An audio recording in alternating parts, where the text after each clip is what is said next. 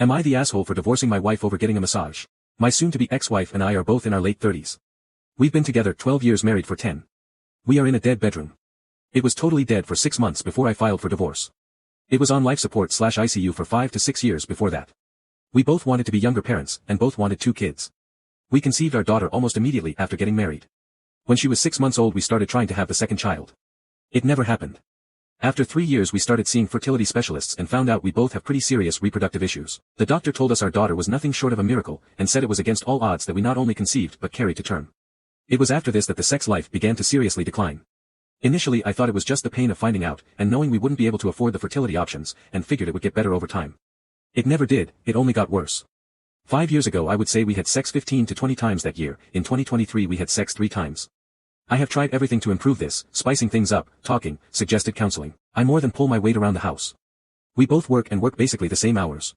I'm telling this because the usual stuff I read on Reddit about how the wife does it all is not even close to true. Over time I have grown more and more resentful. The thing that makes me the most resentful is she knows I have a high libido, and just doesn't care. I on the other hand know she loves to be rubbed on / massaged, and never took that from her. I probably rub on her 325 times a year. Almost every night I will rub her claves, shins, ankles and feet. 4 to 5 nights a month I will go big and do neck, shoulder, back, butt, hamstring, quads, shins, calves, ankles, and feet. I noticed that doing the big massages was the best way to get sex, as she was more likely to allow me to do the foreplay things I know work on her if I had already done this prep. I did them more often a few years ago, but now not as much. The success rate was never that great, maybe 20% of the time, but in the last 2 years we are definitely in the single digits.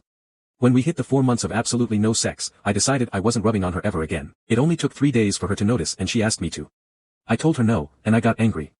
I said, why should I, when you don't give a fuck about what I want? Obviously not my finest moment, and huge argument followed.